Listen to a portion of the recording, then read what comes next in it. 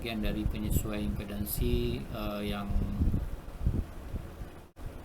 merupakan isu penting di dalam permasalahan dalam suatu sistem saluran. Karena selama ini sistem yang kita bahas kan ada yang sistem sesuai, sistem tidak sesuai, atau sistem terhubung singkat, atau sistem terbuka. Nah, terutama yang tidak sesuai, ya berarti ada yang tidak sesuai itu ada ini ya, mungkin saya tulis di sini. Di sini saluran ya, saluran sesuai, tidak sesuai. Ya awalnya saluran sesuai. Kemudian nomor 1 saluran sesuai, kemudian nomor 2 saluran tidak sesuai, kemudian yang ketiga saluran terhubung singkat, dan yang keempat saluran terbuka ya, terbuka atau open. Jadi saluran sesuai itu yang nomor 1 ini memang idealnya ya, idealnya dari suatu sistem saluran transmisi ya. Jadi kalau salurannya sesuai, maka terjadi penyaluran energi yang optimal dari sumber ke beban atau dari generator ke beban. Kemudian jika dia tidak sesuai itu seperti nomor 2, 3, dan 4 ya. Jadi nomor 3 juga termasuk tidak sesuai sebetulnya, dan nomor 4 juga tidak sesuai. Apa bedanya dengan yang saluran yang nomor 2 yang tidak sesuai? Ini maksudnya adalah saat ZL-nya ya, saat ZL-nya atau 0 ya, 0 antara 0 dan tak beringgah, 0 kecil dari ZL, kecil dari tak beringgah ini nah, gini nilainya ini, maka ini kita namakan termasuk kategori tidak sesuai. Sementara yang ini tidak sesuai juga, namun ZL nya adalah sama dengan 0 ya, sama dengan 0. Sementara yang terbuka itu adalah untuk kategori ZL sama dengan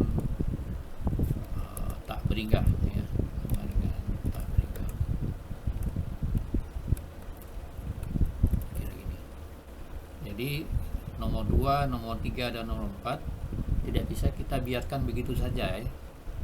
Jadi selama ini memang ada topik khusus saluran tidak sesuai, saluran tidak terhubung singkat, saluran terbuka, itu hanya sementara waktu. Jadi kalau kita biarkan itu tanpa diatasi, maka akan terjadi penyaluran energi yang tidak optimal. Jadi bisa saja ketika di generatornya dikirimkan daya 10 watt sampai di beban, sampai di ujungnya tersisa mungkin 1 watt saja lagi, karena ada jadi refleksi sinyal atau ada sinyal yang hilang. Begitu juga saat terhubung singkat dan juga saat terbuka. Jadi supaya sistem yang tidak sesuai itu menjadi sesuai, maka perlu penyesuaian impedansi. Jadi makanya impedansi itu perlu disesuaikan ya. Jadi tugasnya adalah ada saluran yang tidak sesuai, apakah seperti nomor 2 yang nilainya antara 0 sampai tak beringgah, atau seperti nomor 3 dia nilai bebannya adalah 0, atau seperti nomor 4 nilai bebannya adalah tak beringgah. Itu perlu disesuaikan. Jadi ada teknik-teknik penyesuaian yang ada di dalam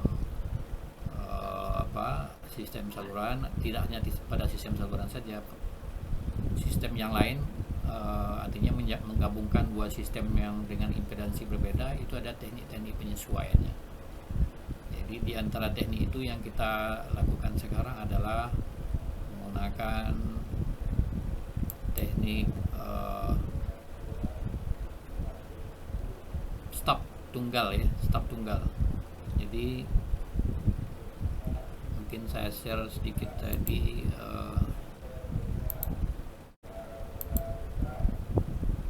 dulu.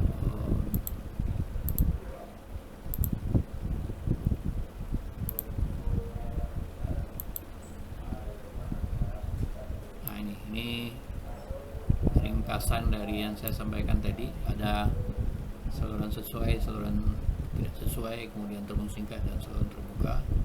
Nah, jadi saluran nomor 1 itu sudah nggak perlu kita pikirkan lagi karena dia sudah ideal ya. Jadi yang kita perlu selesaikan adalah yang poin 2, 3, dan 4 yang telah saya sampaikan tadi. Jadi nomor 2, 3, dan 4 harus kita sesuaikan dengan metode-metode penyesuaian impedansi yang ada. Nah, salah satunya metode penyesuaian impedansi yang akan kita bahas di sini adalah menggunakan stub tadi ya, menggunakan stub atau single stub namanya. Jadi kalau saya tampilkan lagi single stub atau penala stub tunggal tersebut, ini rangkaiannya adalah seperti ini ya, seperti gambar ini.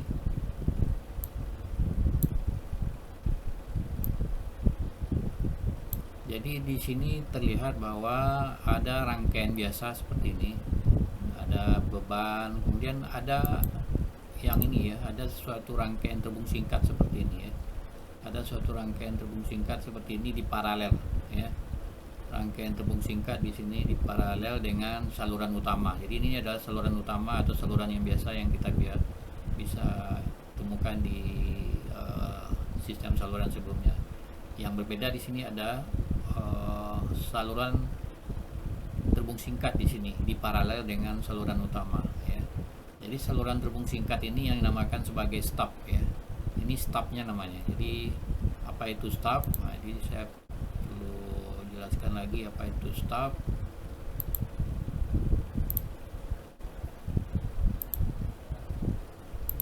Stub adalah rangkaian saluran terhubung singkat ataupun terbuka yang di paralel ataupun di seri ya, dengan saluran utama ya, yang untuk tujuan penyesuaian impedansi. Jadi kalau ini pengertian dari stub. Jadi suatu rangkaian saluran terbung singkat atau terbuka yang di paralel atau di seri dengan saluran utama untuk tujuan penyesuaian impedansi. Nah, itu namanya stub. Jadi kalau dia terbung singkat maka dinamakan juga sebagai stub tertutup ya. Stub tertutup. Kalau dia salurannya terbuka sudah, ini sebetulnya terbung singkat dan nah ini kalau terbuka berarti stub terbuka ya. Jadi ada dua jenis stub tertutup atau terbung singkat dan saluran stub yang terbuka atau yang bebannya tak beringga tadi ya. Jadi bisa dua pilihan apakah menggunakan stub tertutup atau stub terbuka. Bisa di seri atau di paralel dengan saluran utama untuk tujuan penyesuaian impedansi. Sekarang kita kembali ke stubnya tadi. Ini adalah berarti stub tertutup ya, stub tertutup yang di paralel dengan saluran utama. Kemudian ada L1 di sini ya, ada L1. L1 itu adalah jarak pemasangan stubnya ya. L1 itu adalah jarak pemasangan dari stub, sementara L2 itu adalah panjang dari stub itu sendiri. Jadi stub itu adalah yang di paralel tadi ya, berarti ini stub tertutup. Karena dia satu buah stub, maka dinamakan sebagai penala stub tunggal. Jadi satu buah stub dia maka dinamakan sebagai penala stub tunggal. Kalau di bab 17 atau modul 17 itu penala stub ganda. Jadi dia ini rangkaian penala stub ganda. Nampak di sini ada dua buah stubnya. Ya, ada dua buah stubnya. Jadi pengembangan dari stub tunggal tadi. Jadi itu maksudnya ini nampak juga di saluran saluran utamanya diparalel dengan dua buah staf. Nah, karena dia diparalel dengan dua buah staf, maka dia dinamakan sebagai penalaan staf ganda. Itu yang di modul yang ke-17. Kita fokus ke staf tunggal saya dulu yang sekarang, itu namanya menggunakan satu buah rangkaian terhubung singkat yang diparalel. Problemnya nanti adalah bagaimana di mana posisi kalau sudah ditampilkan seperti ini. Problem dalam mengerjakan penalaan staf tunggal itu di mana posisi pemasangannya. Berarti pada jarak berapa dari beban staf ini dipasang. Kemudian yang kedua tadi sebagai L1. Kemudian yang kedua yang perlu diselesaikan nanti adalah berapa panjang staf ini. Staf itu berapa panjangnya, itu namanya L2. Itu prinsipnya. Sekarang kita lihat lagi di sini ada YY di sini ya. Ada Y1, kemudian ada Y2 dan ada Y3 ya. Ada Y1. Y1 itu berarti admitansi 1 maksudnya. Kemudian Y2 itu adalah admitansi 2 dan Y3 adalah admitansi 3. Kenapa di sini dalam Y ya? Perlu dipahami lagi. Tidak kita pikirkan di sini Z lagi. Analisa di sini adalah dalam Y. Nah, ini perlu diingat lagi. Kalau di rangkaian paralel ya, berarti ini rangkaiannya paralel. Y3 itu adalah paralel dari Y1 dan Y2 ya. Y3 ini adalah admitansi di sini, dia paralel dari Y1 di lengan yang ini dengan Y2. Y2 itu adalah stafnya sendiri. Jadi Y3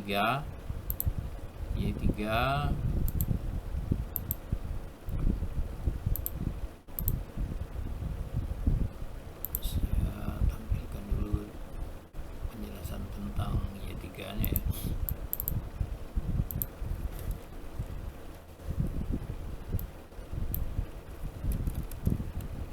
Y1 itu adalah admitansi beban ya, beban sepanjang L1 tadi ya. Kemudian Y2 adalah admitansi dari staf ya, yaitu sepanjang L2. Sementara Y3 itu adalah paralel dari Y1 dan Y2 ya. Jadi Y1 yang bebannya impedansi beban sepanjang L1 tadi di paralel dengan staf sepanjang L2 itu menghasilkan Y3. Berapa nilai Y3? Kalau paralel itu Y3 itu pasti Y1 sama dengan Y2. Y1 ditambah dengan Y2. Jadi itu alasannya kenapa kita menganalisanya dalam bentuk Y ya. Kita menganalisanya dalam bentuk Y, dalam bentuk admitansi. Kalau dia masih dalam bentuk Z, jika dalam Z maka Z3 nanti kalau dia ada Z ini namanya misalnya Z1, Z2, Z3, maka Z3 seper Z3 jadinya kan, seper Z3 sama dengan seper Z1 ditambah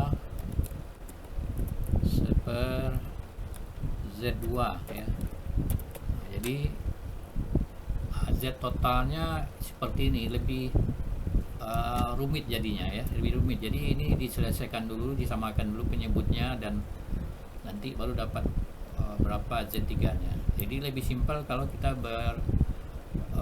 berada dalam admitansi, karena nilai admitansi paralel itu tinggal menyebelahkan saja berapa Y1 dan berapa Y2 atau berapa nilai admitansi penyusunnya. Kalau ini dalam bentuk admitansi dia ya masih dalam seper ya. Seper Z total adalah seper Z1 tambah seper Z2 tambah seper Z3 tambah seper Zn dan seterusnya, tergantung berapa jumlah Z-nya. Jadi itu adalah untuk alasan kepraktisan dalam menganalisanya, sehingga karena rangkaiannya paralel maka ditampilkan dalam Y ya. Itu alasannya kenapa analisa kita dalam Y atau dalam bentuk admitansi ya. Itu penjelasannya. Sekarang saya kembali ke single stub tadi. Jadi Y3 itu adalah paralel dari Y1 dan Y2 ya, paralel dari Y1 dan Y2. Kemudian untuk mudahnya langsung saja kita ke contoh soal ya, karena nampak langsung prosesnya ya. Kita langsung kepada contoh soal saja dulu. Kita perhatikan di sini, diinginkan menyesuaikan suatu impedansi beban. Nilai impedansi bebannya adalah 100 tambah J50 ya, ohm, dengan saluran yang memiliki Z0 50. Artikan ini sudah jelas nih salurannya tidak sesuai. Bebannya 100 tambah J50 sementara Z0 nya 50. Berarti ini tidak sesuai.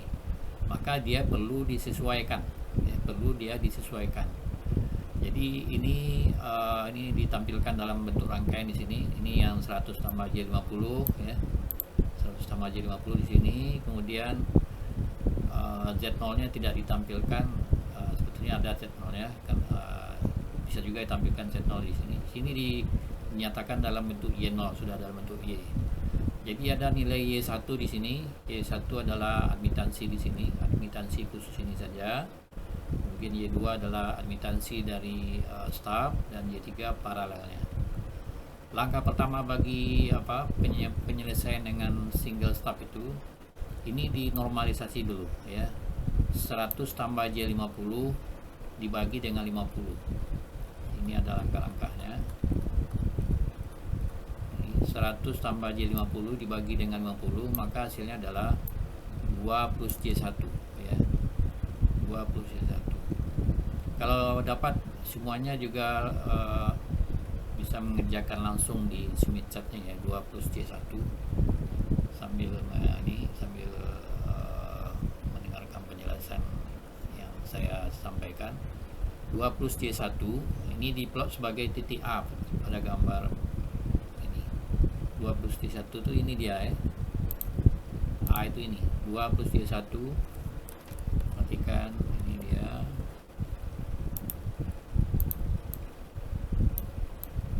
Ini 2, kemudian di satunya ini kan, ini titik A. Setelah itu titik A tadi dirubah menjadi A aksen ya. Apa maksudnya? A aksen itu adalah admitansi dari impedansi tadi ya. Jadi jangan lupa dirubah menjadi admitansi, karena kita berbicara atau menganalisanya berupa rangkaian paralel. Jadi nilai A tadi, ini 2 plus J1, dijadikan dirubah menjadi admitansi. Cara mengubahnya adalah titik A tadi diputar 180 derajat terhadap titik pusat ini.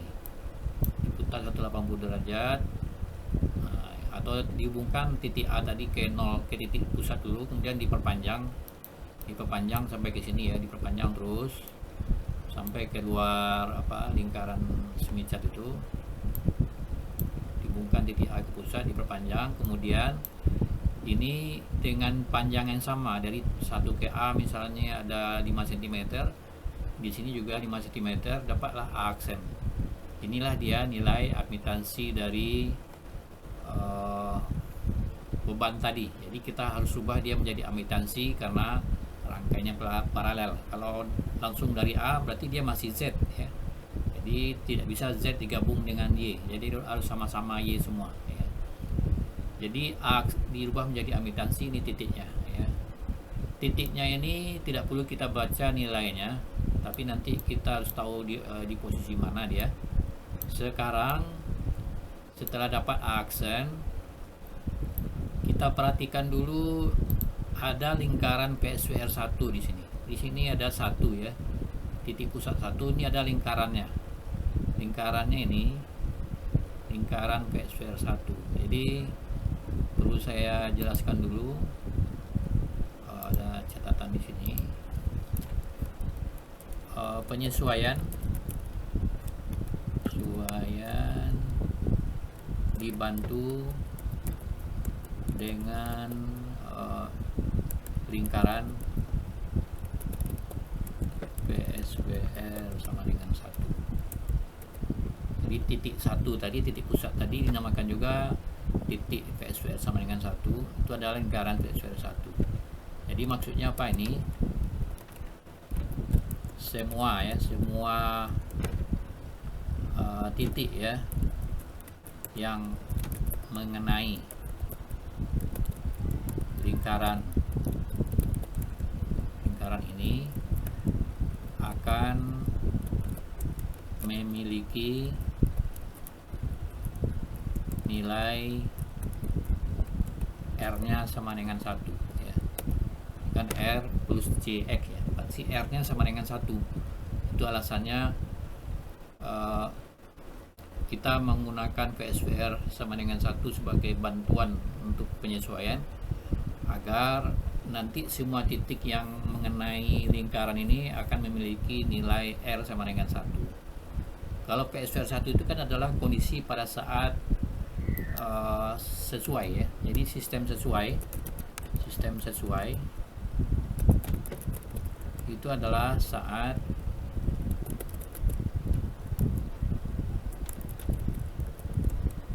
PSWR sama dengan 1 ya. Jadi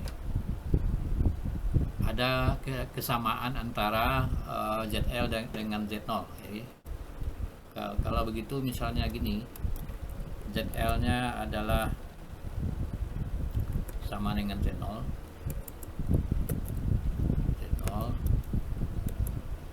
Kemudian ZL normalisasi berapa di sini? ZL normalisasi tentu dia adalah sama dengan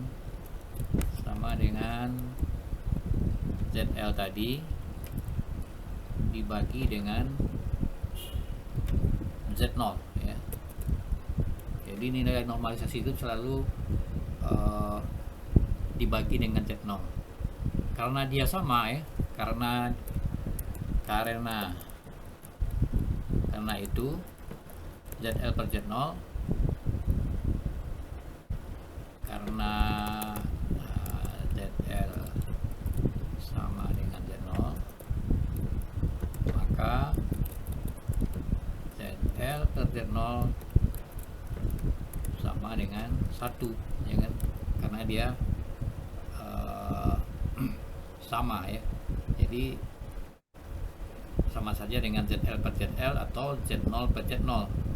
Jadi kalau ZL sama per Z0 nya sudah 1, itu bukti bahwa salurannya sudah sesuai ya. Salurannya sudah sesuai.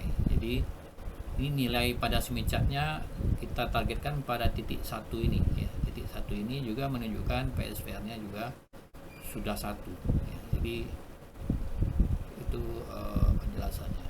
Sekarang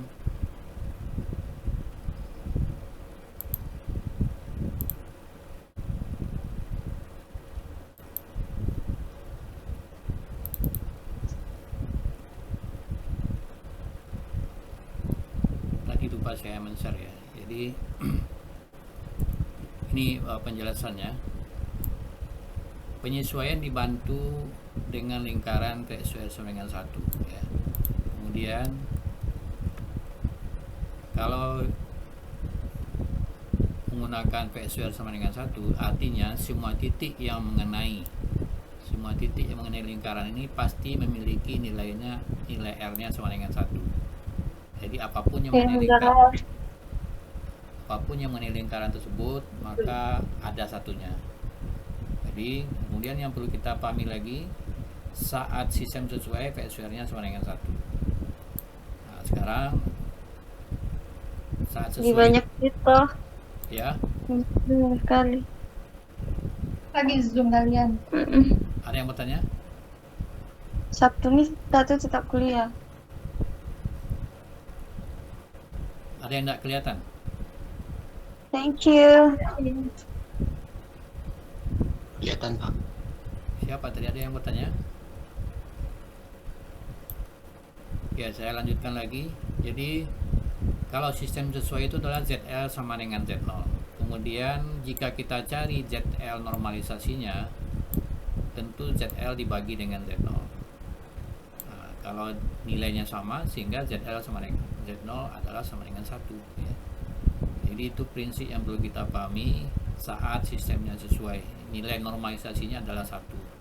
Kalau nilainya sudah 1, maka sistemnya sudah sesuai. Sekarang kita kembali ke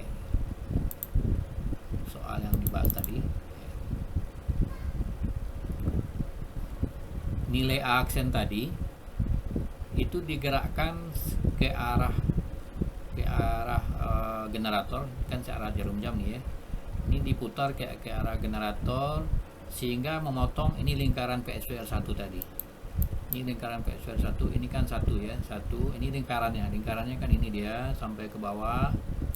Ini semuanya lingkaran PSWR1 namanya. Jadi apapun yang mengenai lingkaran ini nilainya pasti 1. Kalau di sini pasti dia 1 minus 0,6, kalau sini 1 minus 0,4, kalau sini adalah, kalau di pusat berarti 1 plus J0. Kalau di sini 1 plus J0,4 dan seterusnya. Ternyata titik A aksen tadi yang digerakkan ke arah generator memotong lingkaran PSWR1, bertemu dia di titik B ya. Bertemu dia di titik B. Jadi titik A aksen tadi digerakkan ke lingkaran PSWR1 sampai di titik B. B itu dibaca, ternyata nilai B-nya adalah 1 tambah J1. Terbukti bahwa ada satunya di sini ya. Ada 1 di sini. Jadi kalau sudah ada 1, dia sudah memiliki ciri, sebagian dari ciri rangkaian sesuai. Karena nilai rangkaian sesuai itu adalah ada satunya. Problemnya adalah nanti J1 ini yang perlu kita hilangkan ya. Kalau J1-nya tidak ada, maka sistemnya sesuai karena nilai Z-nya, nilai Z normalisasinya adalah 1 ya. Berarti nilai J1 ini harus dihilangkan supaya hasil Z paralelnya atau impedansinya adalah normalisasi tinggal 1 saja lagi. Makanya di dalam penjelasannya di sini, mungkin di sini dijelaskan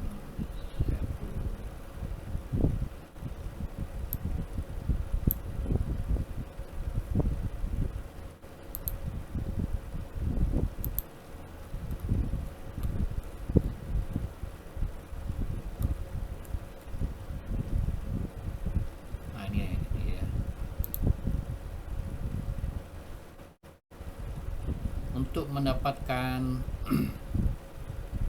penyesuaian ya. Untuk mendapatkan penyesuaian, nilai Y1 itu harus diarahkan sehingga memotong lingkaran PSWR1 tadi diperoleh dia 1 plus J1 ya. 1 plus J1. Jadi nilai B itu adalah ini 1 plus J1. Kemudian supaya J1-nya hilang, maka dia diparalel dengan rangkaian Y2 yang nilainya minus J1. Nah, jadi di sini.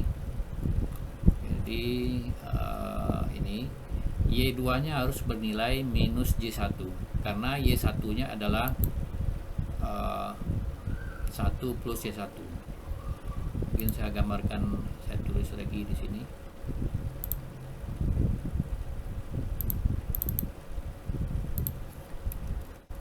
Y1 tadi adalah sama dengan 1 plus J1.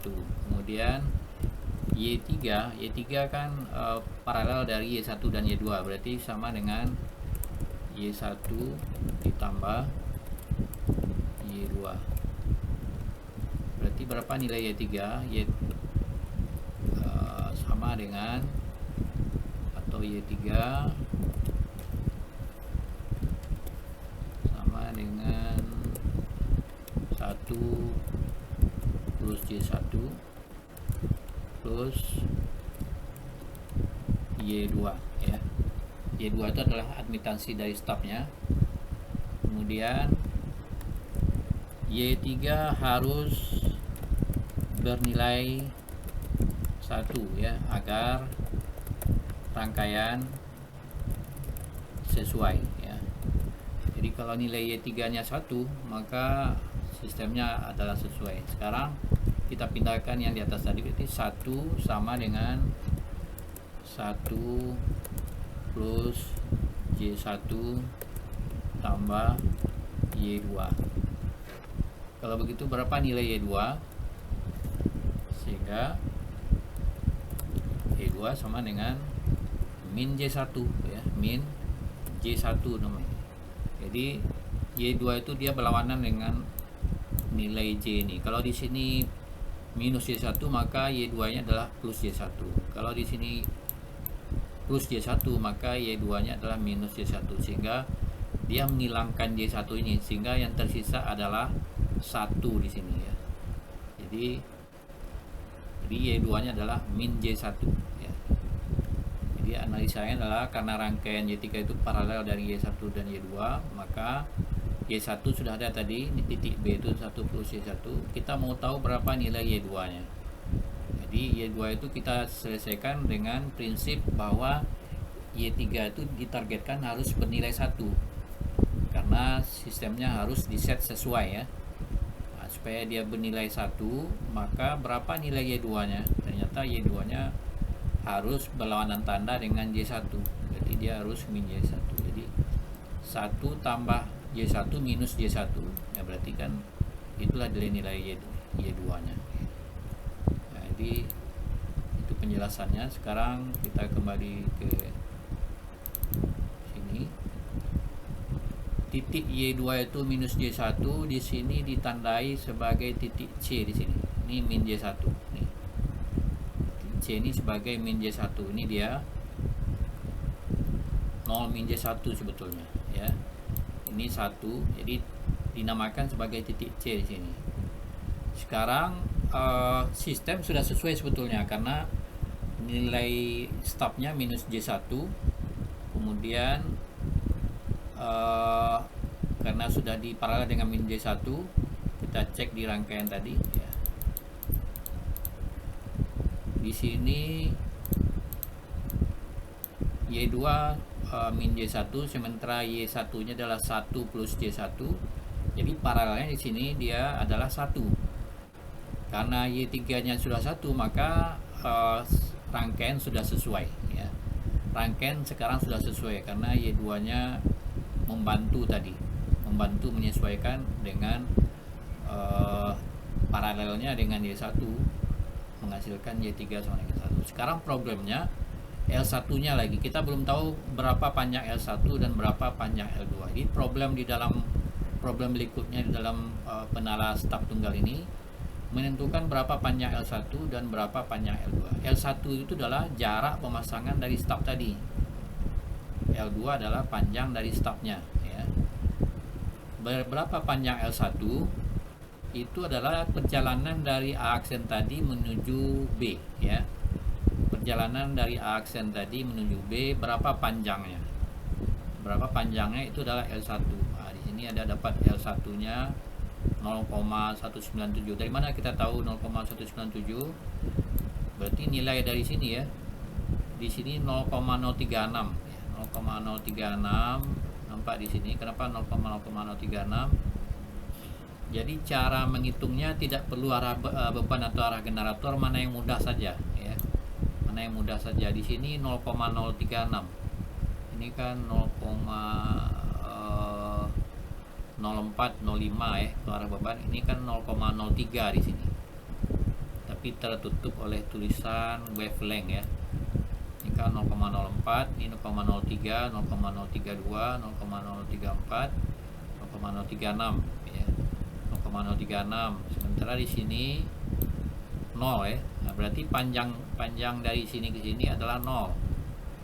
0 menuju 0,036 berarti 0,036. Jadi panjang L1 itu tidak bisa kita tentukan langsung ya. Tidak bisa kita tentukan langsung. Saya zoom out dulu. panjangnya tentu ada dua segmen, segmen yang dari sini ke sini dan sini ke sini ya, karena di sini ada sambungan dari perbatasan nilai 0 dan 0,5. Nilai 0 dan 0,5. Jadi kita hitung dulu dari sini ke sini, dari titik 0,5 ke titik ini berapa nilainya. Sini 0, sini 0,036, berarti bagian sini 0,036. Sementara dari sini ke kanan arah ke sini ternyata di sini 0,161, dijumlahkanlah ini. Jadi di sini 0,036, di sini 0,161. Coba dicek 0,161. 0,15, 0,16, 0,161 ya. Jadi 0,161 dari kirinya kan 0, berarti jarak dari sini ke ujung sini atau titik E lah misalnya, jadi 0,161, sehingga L1 nya jumlah dari 0,036 ditambah 0,161. Nah, sudah ada dijumlahkan di sini kalau nggak salah, di bawah ya, di bawah. Nah ini 0,036, jadi L nya adalah 0,197, atau kalau kita coba hitung dengan kalkulator silakan saja, tapi ini udah 6 tambah 1 7, kemudian 3 tambah 6 9, 0,197. Jadi L1 udah dapat ya, L1 udah dapat. Itu cara menentukan L1. Sekarang menentukan L2 lagi. Tugasnya sudah selesai sebagian, L2 belum kita tentukan. Jadi L2 itu kita perhatikan lagi di sini. L2 itu adalah panjang dari stub ya, panjang dari stub ini L2. Untuk memudahkannya, L2 ini atau stub ini kita lepas dari rangkaian. Kita lepas dia dari rangkaian, nah, maka dia tampilannya seperti ini. Nah, seperti ini. Jadi ini dia rangkaian tabung singkat tadi, ini panjangnya L2, dan di sini bebannya tabung singkat ya, bebannya tabung singkat. Berarti ini Z sama dengan 0 ya. Tapi karena dia berupa Y, maka berarti Y nya adalah tak beringga. Nilainya adalah stub tadi min J1 ya. Min J1 yaitu pada titik C. Sementara ini adalah Z sama dengan 0 karena dia tabung singkat. Kalau Z sama dengan 0, tidak bisa kita langsung gabungkan dengan Y. Jadi harus dirubah dulu menjadi Y. Kalau Z sama dengan 0 berarti Y nya adalah tak beringga. Y tak beringga itu dia di titik Q di sini. Titik Q. Z sama dengan 0 adalah di P, maka Y sama dengan tak beringganya adalah di titik Q ya. Jadi ini titik Q dan titik C tadi adalah di sini min J1. Jadi Q dan C ya. Oleh sebab itu L2 itu adalah jarak dari titik Q ke C ya. Dari titik Q ke C atau dari titik C ke Q, itu yang namanya L2. Kita cek di sini. Titik Q itu di sini, C-nya di sini, mana jaraknya? Jaraknya sebetulnya ada dua kemungkinan nanti itu ya. Bisa saja yang ini sebagai L2 atau yang lintasan jauh ya. Lintasan jauh. Ini C tadi, ini Q di sini. Berarti apakah yang ini atau yang jauh? Nah, itu harus dicek mana yang betul. Jadi salah satunya saja yang betul ya. Jadi bagaimana cara kita mencek jarak dari C ke Q yang betul atau mencari L2 yang betul? Caranya adalah jika kita sedang berada di C mau ke Q, arah kemana? Nah, itu maksudnya. Kalau kita dari C ya, ini C tadi, kita sedang berada di C, kita asumsikan saja dulu. Bisa kita bermula dari C, nanti bisa juga kita bermula dari Q. Kita coba asumsi pertama. Kalau kita sedang berada di C mau ke Q, berarti ke arah mana nih? Ke arah beban ya, ke arah beban. Dari C harus bergerak ke Q ke arah beban. Maka maka dari C ke arah beban, mana dia? C ke arah beban berlawanan jarum jam atau searah jarum jam? Berarti ke arah beban itu berlawanan jarum jam. Ini dia. Berarti dari C ke Q ini lintasannya, ya. Ini lintasannya. Nah, ini dia. Ini ditandai di sini. Ini L2-nya. Jadi dari C ke Q itu lintasannya adalah ke arah beban berlawanan jarum jam, itu udah L2. Kalau kita sedang berada di Q mau ke C, boleh juga asumsinya, ya. Kalau kita berada di Q mau ke C, itu bisa juga dinamakan sebagai dapat nanti L2. Q ke C berarti ke arah generator, ya. Q ini kan beban, ke C ke kiri itu arah generator. Arah generator, Q ke C arah generator searah jarum jam. Arah generator kan sini, ya. Arah ke sini, berarti lintasannya itu juga. Berarti L2-nya lintasan yang pendek, bukan lintasan yang panjang tadi, ya. Jadi dia adalah seperempat dari lingkaran jadinya, ya. Satu lingkaran adalah setengah, seperempat dari setengah adalah 0,125. Jadi L2-nya adalah 0,125.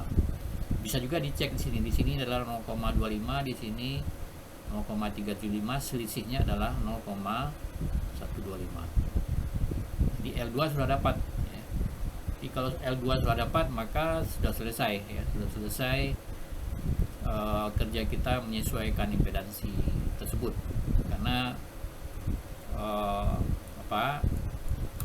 rangkaiannya cukup sederhana, di mana posisi pemasangannya adalah pada L1 dan berapa panjang stubnya itu adalah L2. Itu saja. Jadi cukup dengan menghitung berapa L1, berapa L2, selesai. Tapi sebelum itu yang penting adalah mencari berapa nilai Y2-nya. Y2 itu nilainya adalah kebalikan dari Y1, nilai J dari Y1. Misalnya Y1-nya tadi 1 tambah J1, maka Y2-nya adalah minus Y1. Kalau Y1-nya adalah 1 tambah J8, maka Y2-nya adalah min J8. Kalau Y1-nya 1 plus J10, di sini Y2-nya min J10. Kalau di sini minus, maka di sini plus. Misalnya 1 minus J1, maka Y2-nya adalah plus J1. Ya. Itu yang penting prinsipnya. Nilainya harus tahu dulu. Nah, nanti nilai Y2 itu ditandai sebagai suatu titik, di sini namanya sebagai titik C gitu, ya. Titik C. Kemudian ada lagi pertanyaan berikutnya. Jika stubnya berupa rangkaian terbuka, ya. Kalau rangkaian terbuka itu kan dia open di sini, ya. Stub tadi kan ada pengertian yang saya jelaskan tadi. Stub itu bisa rangkaian terbuka atau rangkaian terhubung singkat. Jika rangkaian ini terbuka, berarti L2-nya beda lagi, ya. L1-nya tetap. Kalau rangkaiannya terbuka, L2-nya yang perlu kita cari lagi, ya. L1-nya pasti tetap sama. Bagaimana cara mencari L2 kalau rangkaiannya terbuka, stubnya terbuka? Nah, di sini dia sudah dijelaskan juga. Jika stubnya terbuka, maka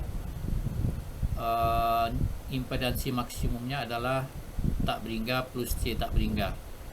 Jadi ini ada digambarkan. Oh, ini enggak ada digambarkan.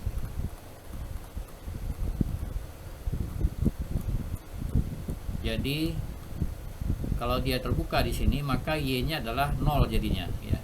Y-nya adalah 0. Y sama dengan 0 itu berarti di titik, ini ada dijelaskan titik P, ya. Berada pada titik P. Titik P yang ini. Titik P ini. Jadi jarak dari P ke titik C ini itu L2-nya kalau untuk rangkaian terbuka. Kalau untuk terhubung singkat adalah dari titik C ke titik Q. Q itu kadang Y tak beringga. Kalau dia terbuka berarti kan dia tak beringga, maka Y-nya adalah 0, ya. Y-nya adalah 0, 0 plus Y0 atau kita namakan titik P. Maka L2-nya jarak dari titik P ke titik C. Cuma nanti arahnya kemana gitu, ya. Apakah lintasan yang dekat nih atau lintasan yang jauh. Nah, jadi kalau kita perhatikan dari titik C harus ke arah beban menuju menuju ke titik P. Arah beban itu adalah berlawanan jarum jam ya. Berlawanan jarum jam berarti lintasannya adalah dari sini ke sini ya. Dari ini sampai kecil. Ini lintasan jauh ini sebagai L2-nya. Berarti L2-nya dari C sampai ke sini.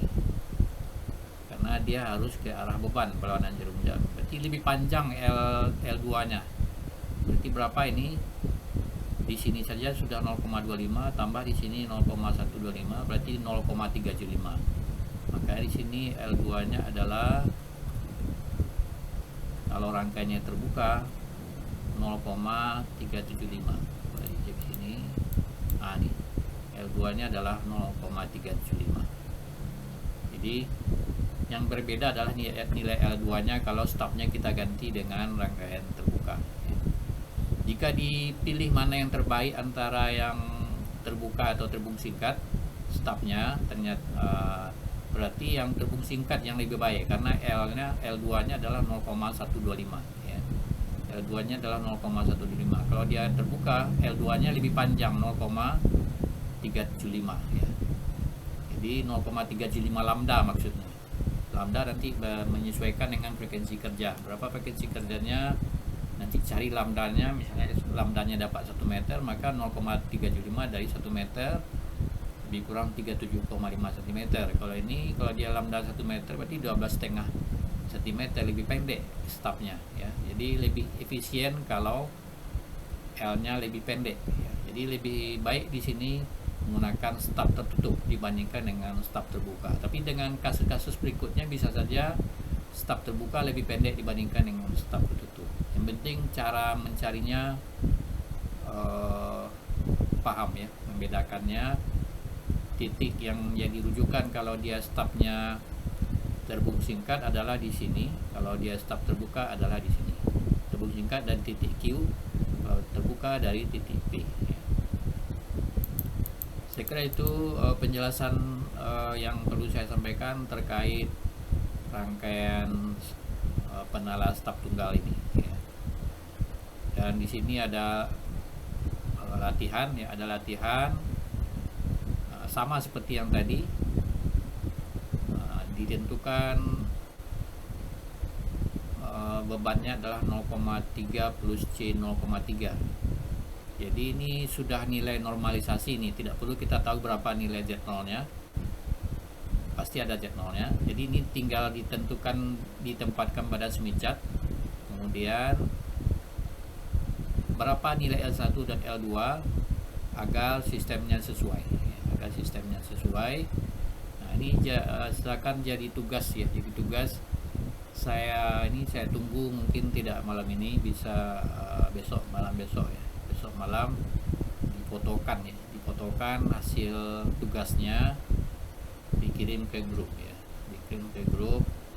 bagaimana jawaban dari sistem single stop yang di bagian akhir bab ini. Tentukan L1 dan L2 agar saluran berikut ini sesuai ya. Kemudian di nomor 2, hitung L2 pada soal di atas jika stopnya terbuka ya. Sama seperti tadi. Jadi L2 nya berbeda, sekarang kan stopnya tertutup ya. Saya kira itu untuk latihan yang perlu dikerjakan untuk mengetahui apakah mahasiswa paham penjelasan dari materi yang saya sampaikan ini. Mudah-mudahan semuanya bisa memahami dengan baik. Jika ada pertanyaan nanti bisa diskusi ya. Kita tutup. Silakan ada pertanyaan atau hal yang perlu didiskusikan.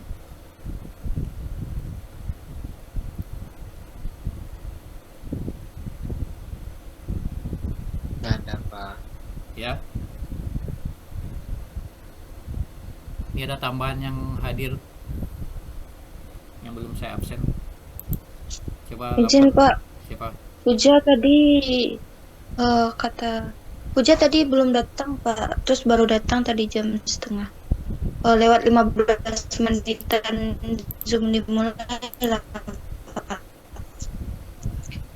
Ya, saya cek lagi. Miftahul Hamdi sudah ada? Belum ada ya? Tidak datang. Kemudian siapa tadi? Puja ya? Puja ada. Pak Noval, Pak. Puja tadi. Puja. Ini kelihatan ada masalah sedikit, saya harus di reset. Pak, Ya, izin Pak. Ya. Noval, Pak. Tadi terlambat, sinyalnya agak lag tadi, Pak. oke. Jadi nggak kedengaran absen tadi, Pak.